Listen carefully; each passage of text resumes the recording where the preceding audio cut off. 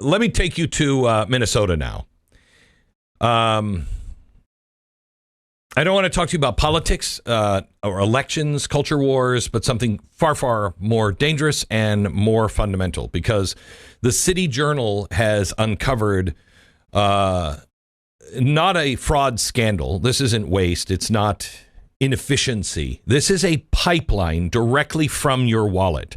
And this, what I'm about to tell you, is all based on Ryan Thorpe and Christopher Rufo's reporting. That is some of the best reporting I have seen. And this is crazy. The largest single funder of that pipeline today, from your wallet to a foreign terror group, according to multiple federal sources, is the taxpayer of the state of Minnesota. Let me repeat that, because it's not a punchline. This is not hyperbole. This is not a claim thrown around on social media. According to federal counterterrorism sources quoted by the City Journal, quote, the largest funder of Al-Shabaab is the Minnesota taxpayer. What is Al-Shabaab, in case you don't remember? It is the East African branch of Al-Qaeda. This is the same group that bombs hotels, they slaughter Christians, they massacre school children, they publicly behead those who defy their authority. And that, the major funder, is you in Minnesota. And this is what happens when you mix a naive, wide open, no questions asked welfare machine with a political class terrified of being called a racist, and then a political class that's actually in on it as well. And then you throw in a media terrified of reporting anything that challenges progressive dogma. And then a community where clan networks and overseas loyalties operate underneath the radar of government because government's unwilling to look there. That is the perfect storm. That's Minnesota, and it is drowning inside of that storm. Now, it started with a program called HSS, the Housing Stabilization Services. It was launched in 2020 to help people on the margins, the addicts, the elderly, the mentally ill. Noble idea, but it was designed with everything a criminal enterprise dreams of. Low barriers to entry, minimal requirements for reimbursement, billions in Medicaid dollars with almost zero verification. Now, before the program even started, bureaucrats estimated it might cost $2.6 million a year. In 4 years, it went from 2.6 to 21 million. Then the next year, 42 million. The next year, 74 million, to over $100 million every year. 2.6 to over 100. This year alone, 77 HSS providers have been terminated for credible allegations of fraud. 77. I don't know if you saw this. The acting attorney, U.S. attorney, said, quote, the vast majority of this program was fraudulent. Not overbilling, not paperwork, no mistakes. Fictitious companies, empty storefronts, ghost clients, stacks of faked claims. 6 of the 8 defendants indicated that they were members of the Minnesota Somali community. But this is the first ripple. There was another scheme, the $250 million mega scheme. That came from Feeding Our Future. Feeding Our Future is a nonprofit that went from $3 million to $200 million in federal food aid dollars. In 2 years, $3 million to a straight line up to $200 million to help feed the hungry in Minnesota in 2 years. Wow. Fake meal accounts, fake attendance, fake invoices. Dozens of defendants, primarily members of Minnesota's Somali community. Some of them bought luxury homes, fancy cars, properties in Kenya and Turkey. And when the state raised any kind of concern, the group sued, claiming racism. And then it was like, oh, I don't know, racism, I don't know what to call that. The investigators were chastised. The politicians stayed quiet. The media refused. By the way, that's the governor you could have had as vice president right now. Everyone knew the rule.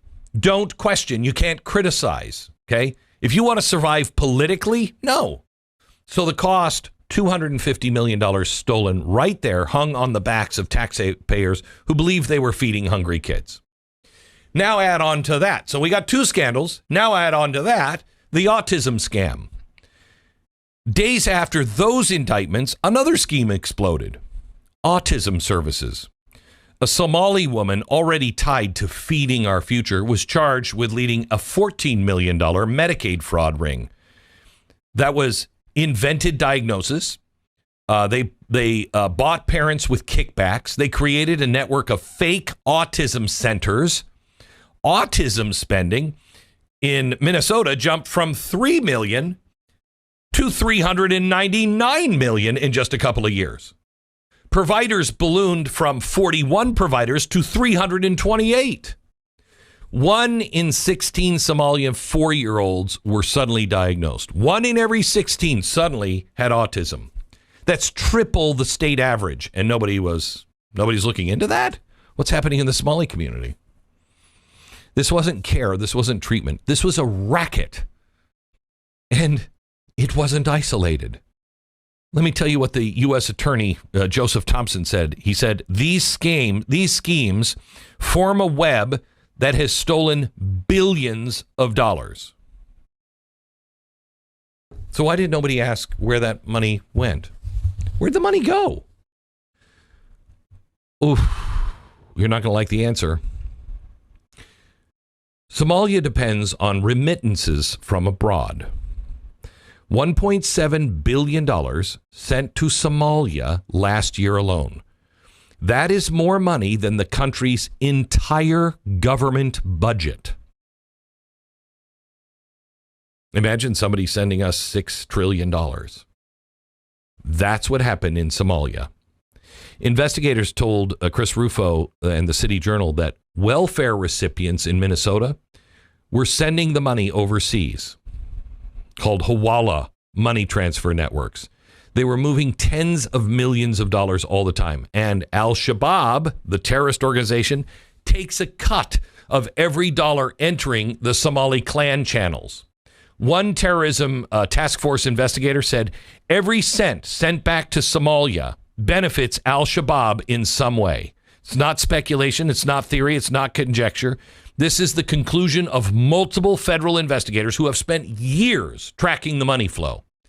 They said Minnesota's Somali community runs a sophisticated money pipeline directly from the pockets of U.S. taxpayers directly to Somalia, where welfare dollars fraudulently obtained, transferred to Somalia. Al-Shabaab benefits every single time. And here's the part that should terrify everybody. They warn that if one terrorist attack can be traced back to these funds, the entire country will discover overnight that we were financing the very groups sworn to destroy us. Gang, you're going to find this in Epstein. You're going to find this, we already did with USAID. You're going to find this everywhere. The greatest heist of human history, the largest robbery of wealth, has been happening right under our noses, and we didn't even know the bank turned off the alarms. All of our wealth being transferred out. Why didn't Minnesota stop this? Why didn't the journalists investigate this? Why didn't the officials sound the alarm? Well, here's the reason. If you don't win the Somali community, you don't win Minneapolis. And if you don't win Minneapolis, you don't win the state. That's it. You going to say anything about it? Of course not. Of course, you're not going to say a damn thing about it. Ilhan Omar's staff advocated for the very groups later charged with fraud. State officials were looking the other way. Democratic leadership refused audits, oversight, even any kind of scrutiny, because the political cost of calling out fraud, if it incurred inside that Somali community, was considered higher than the cost of losing billions of your dollars. So they let it grow. They let it metastasize. They let it intertwine with criminal and terrorist networks overseas. You're just an Islamophobe. It's not about ethnicity. This is about a system that refuses to protect its own citizens. Enough is enough. Is every Somali Minnesotan responsible? No, that's absurd. But ignoring the fact that organized fraud rings have emerged inside a specific community that doesn't have loyalty many times to the United States of America.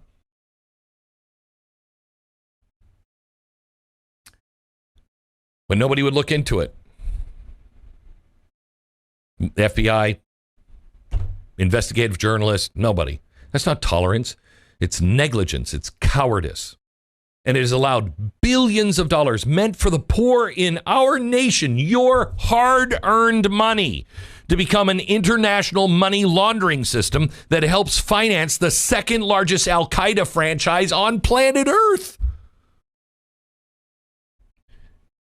This is what happens when ideology replaces oversight, when equity replaces accountability, when fear of being labeled a racist overrides the responsibility to protect taxpayers or safeguard national security.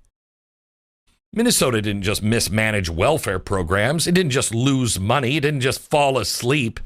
It built, through fear and politics and denial, the perfect getaway through which billions of our dollars could pour from American safety net programs into overseas networks that feed, support, and expand the reach of violent jihadist organizations. Wow. I think it was the U.S. attorney said, should take your breath away. It does. It does. Now, here's the thing. I started talking to you today about the Bubba effect. You're seeing the Bubba effect happening now in Dearborn. You got a guy who's, wrapping a Quran in bacon. And all kinds of trouble is happening because of it. And I don't know any common sense individual on either side of the aisle that thinks that's a good idea. Okay? But a lot of people, including me, at times will go, yeah, well, look what he's saying, though. It's not about the bacon. It's not about the Quran. Look what he's saying. This is out of control and nobody's saying it. At least he's saying it. No. That's the Bubba effect. No. He's wrong in what he's doing. He's not necessarily wrong in what it is highlighting. But we can't be part of the Bubba effect. Let's just highlight the real stuff. But people get so frustrated it takes bacon and a Quran to make people pay attention, I guess. This is not a Minnesota story. This isn't even a story about Somalia. This is a story about USAID. This is a story about Epstein. This is a story, all of our money. And this is a story about silence and fear and institutional corruption and surrender. And unless we confront it honestly, unflinchingly, immediately, with truth, we're all going to be poor. We will all end up being Somalia. Because in the end, every last dime that we have will be taken and shipped someplace else and used against us for our own demise.